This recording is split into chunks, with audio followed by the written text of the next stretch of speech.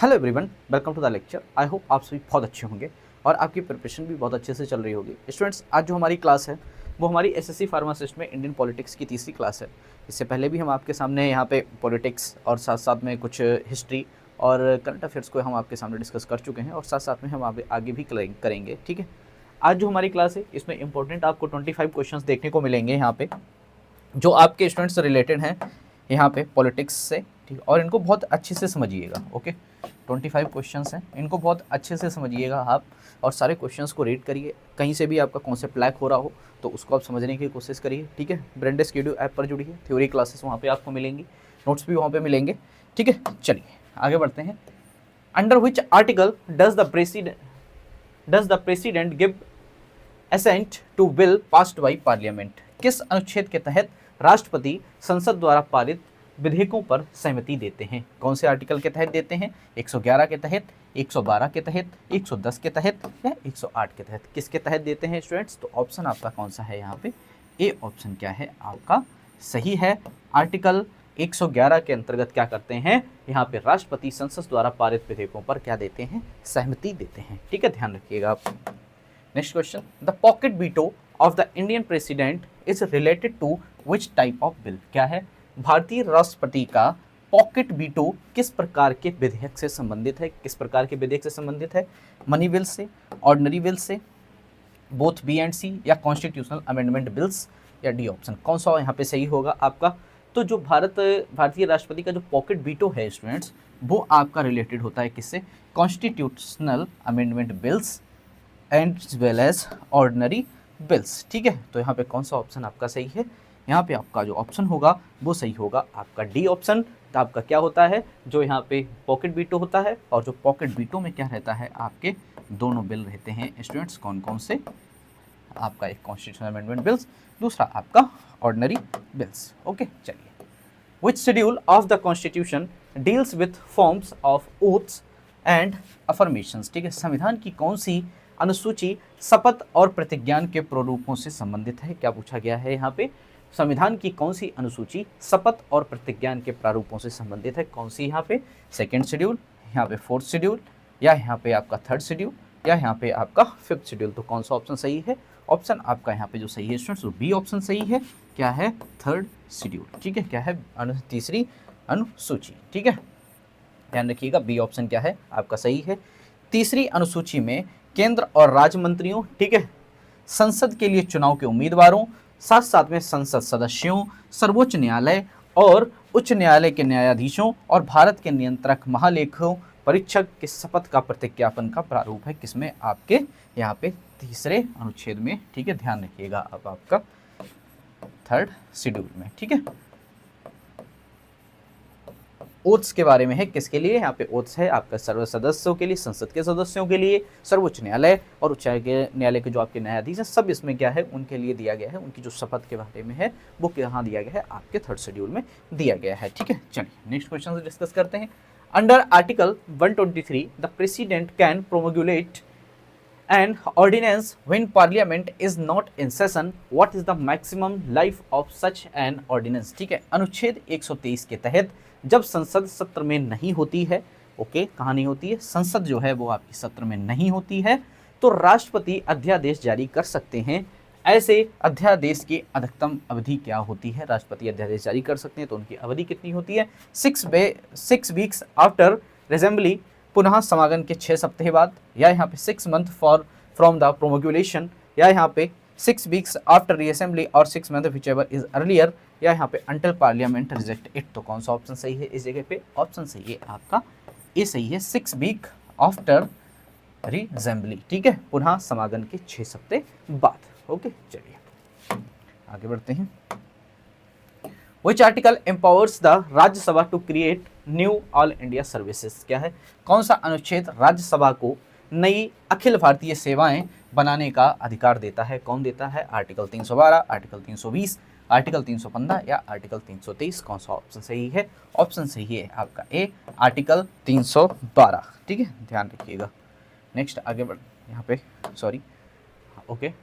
The concept of collective responsibility in India is borrowed from which country? ठीक है, भारत में सामूहिक उत्तरदायित्व की अवधारणा किस देश से ली गई है, किससे ली गई है? यूएसए से ली गई है, ब्रिटेन से ली गई है, आयरलैंड से, या यहाँ पे ऑस्ट्रेलिया से? तो कौन सा ऑप्शन सही है आपका? सी ऑप्शन सही है। किससे ली गई है? यहाँ पे ब्रिटेन से। ठीक है, ध्यान रखिएगा, किससे? ब्रिटेन से। ओके, चलिए। Under which article can the governor reserve a bill for president consideration? किस अनुच्छेद के तहत राज्यपाल किसी विधेयक को राष्ट्रपति के विचार के लिए आरक्षित कर सकता है? किसके लिए? आर्टिकल 200, आर्टिकल 202, आर्टिकल 201 या आर्टिकल 203? कौन सा ऑप्शन सही है? ऑप्शन सही है यहाँ पे ए, क्या है? Article 200, article 200। चलिए आगे बढ़ते हैं। What is the quorum required to constitute a meeting of either house of parliament? संसद के किसी भी सदन की बैठक बुलाने के लिए कितना गुणवर्ती कोरम आवश्यक है? कितना आवश्यक है? 1/5 ऑफ द टोटल मेंबरशिप। ठीक है, 1/10 यहाँ पे टोटल मेंबरशिप का, या यहाँ पे 1/3 टोटल मेंबरशिप का, या यहाँ पे 50 मेंबर्स मिनिमम। तो कौन सा ऑप्शन सही है? ऑप्शन जो सही है वो बी ऑप्शन सही है, 1/3 ऑफ टोटल मेंबरशिप। ठीक है, ध्यान रखिएगा यहाँ पे। ठीक, बी ऑप्शन क्या है आपका? करेक्ट है। Under article 368 who can't initiate a constitutional amendment? ठीक है, क्या है? अनुच्छेद 368 के तहत संविधान संशोधन कौन शुरू नहीं कर सकता? कौन नहीं कर सकता? मिनिस्टर नहीं कर सकता, स्टेट यहाँ पे लेजिस्लेटर जिसको राज्य विधायिका बोलते हैं, या प्राइवेट मेंबर ऑफ पार्लियामेंट, या यहाँ पे बोथ एंड भी। कौन सा ऑप्शन सही है? ऑप्शन आपका सही है, स्टेट लेजिस्लेचर। ठीक है, क्या बोलते हैं? राज्य विधायिका जो है वो क्या कर सकती है? संसद जो आपका संविधान संशोधन है उसको शुरू नहीं कर सकती। ये चीज याद रखिएगा आप। ठीक है, चलिए। The anti defection law is content in which schedule of the constitution? दल बदल विरोधी कानून संविधान की किस अनुसूची में है? ये क्वेश्चन मैं आपको करा चुका हूँ। कौन सा? यहाँ पे 8th शेड्यूल में, 10th शेड्यूल में, 9th शेड्यूल में, या 11th शेड्यूल में? कौन सा ऑप्शन सही है आपका? आपका सी ऑप्शन क्या है इस जगह पे स्टूडेंट्स? सही है 10th शेड्यूल। ठीक है, ध्यान रखिएगा क्या है यहाँ पे? सी ऑप्शन है आपका 10th शेड्यूल, 10वीं अनुसूची। ठीक है, 52वें संशोधन कब? ये 1985 द्वारा जोड़ी गई है, में दल बदल के आधार पर अयोग्यता से संबंधित प्रावधान है। ठीक है, इसे लोकप्रिय रूप से दल बदल विरोधी कानून के रूप में जाना जाता है। अध्यक्ष सभापति दल बदल के मामलों का फैसला करते हैं। ठीक है स्टूडेंट्स, इससे रिलेटेड आपको थ्योरी क्लासेस ही बहुत जल्दी अवेलेबल हो जाएंगी हमारे ऐप पे। ठीक है, बाकी वहाँ क्लासेस चल रही हैं। ठीक है, अभी हम आपको धीरे धीरे सारी क्लासें आपको वहाँ पे प्रोवाइड कर देंगे। इस आप कैसे कॉन्स्टिट्यूशन आपका बना, कॉन्स्टिट्यूशन। ठीक है, कॉन्स्टिट्यूशन की आपकी क्लासें बहुत जल्दी मिलने वाली हैं आपको। ठीक है, इससे पहले आपको जो यहाँ पे हिस्ट्री की भी क्लासें हैं उनकी भी थ्योरी क्लासेस वहाँ पे चल रही हैं, साथ साथ में मैथ, रीजनिंग, सारी थ्योरी क्लासेस हो रही हैं। ठीक है स्टूडेंट्स, आप जुड़ सकते हैं और पढ़ सकते हैं। चलिए, who among the following has the power to produce both houses of parliament? निम्नलिखित में से किसके पास संसद के दोनों सदनों का सत्रावसान करने की शक्ति है? किसके पास? स्पीकर ऑफ लोकसभा, प्रेसिडेंट के पास, प्राइम मिनिस्टर के पास, या वाइस प्रेसिडेंट? तो कौन होता है वो आपका? सी है ऑप्शन, प्रेसिडेंट होता है। ठीक है, प्रेसिडेंट के पास होता है दोनों सदनों का, वो क्या कर सकता है? सत्रावसान कर सकता है। ठीक है, next question. The doctrine of pleasure regarding governors tenure is mentioned in which article? राज्यपाल के कार्यकाल के बारे में राष्ट्रपति की इच्छा का सिद्धांत किस अनुच्छेद से आपका उल्लिखित है? किससे? आर्टिकल 153, आर्टिकल 156, 155 या 157? ठीक है, तो क्या है आपका? सी ऑप्शन सही है, आर्टिकल 156। ओके, चलिए। Which of the following is not a part of the union executive? निम्नलिखित में से कौन सा संघ कार्यपालिका का हिस्सा नहीं है? कौन सा यहाँ पे? प्रेसिडेंट, या काउंसिल ऑफ मिनिस्टर्स, या वाइस प्रेसिडेंट, या यहाँ पे अटॉर्नी जनरल जिसको क्या बोलते हैं? महान्यायवादी बोलते हैं। तो कौन सा ऑप्शन यहाँ पे आपका सही है? ऑप्शन जो आपका सही है वो डी ऑप्शन आपका सही है, अटॉर्नी जनरल। ठीक है, महान्यायवादी। ओके, चलिए। Under which article does the president of India exercise absolute veto? क्या हुआ? किस अनुच्छेद के तहत भारत के राष्ट्रपति पूर्ण निषेधाधिकार एब्सोल्यूट वीटो का प्रयोग करते हैं? कौन सा यहाँ पे? आर्टिकल 111, ठीक है, या आर्टिकल 123, ठीक है, या आर्टिकल 368, या आर्टिकल 74? तो कौन सा ऑप्शन सही है आपका? यहाँ पे ए ऑप्शन सही है। ठीक है, जिसको क्या बोलते हैं यहाँ पे? आर्टिकल 111। ओके, चलिए आगे।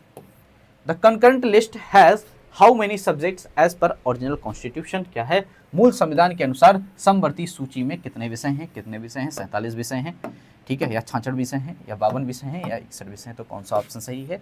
ए ऑप्शन क्या है आपका सही है। कितने हैं यहाँ पे? 47 सब्जेक्ट हैं। ओके, चलिए next. Which case established that the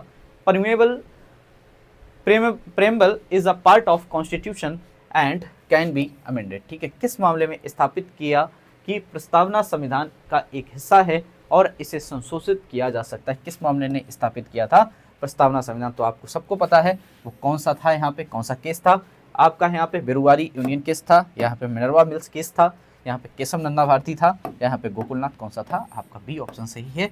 कौन सा था वो केस? वो था आपका केशव नंदा भारती केस। ठीक है, बी ऑप्शन क्या है correct.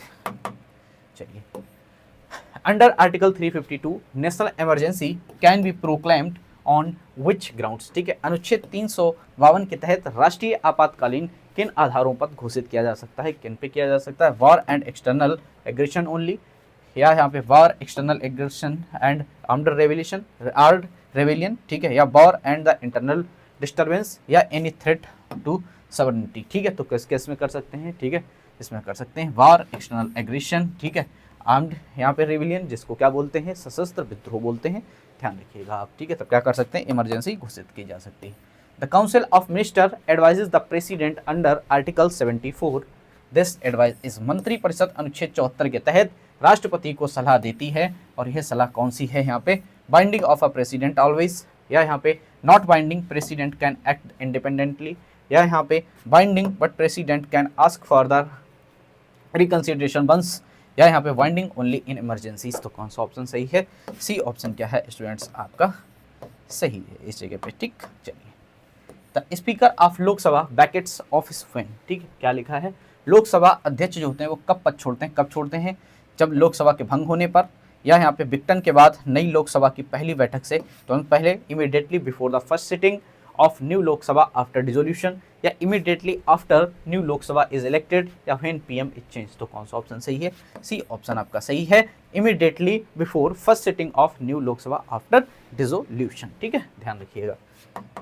Next question, under the 7th schedule police and public order और इन विच लिस्ट। ठीक है, 7वीं अनुसूची के तहत पुलिस और लोक व्यवस्था किस सूची में है? किस में है? आपकी यूनियन लिस्ट में, कॉन्करेंट समवर्ती सूची बोलते हैं, स्टेट लिस्ट में, या यहाँ पे रिजिडरी लिस्ट। कौन सी है? तो आपका बी ऑप्शन सही है। कौन सा? स्टेट लिस्ट, ध्यान रखिएगा, राज्य सूची। ओके, चलिए, which article allows the president to seek the supreme court's advisory opinion. कौन सा अनुच्छेद राष्ट्रपति को सर्वोच्च न्यायालय की सलाहकारी राय लेने की अनुमति देता है? कौन सा? 132, 145, या यहाँ पे 143, या 137। तो कौन सा आर्टिकल होगा?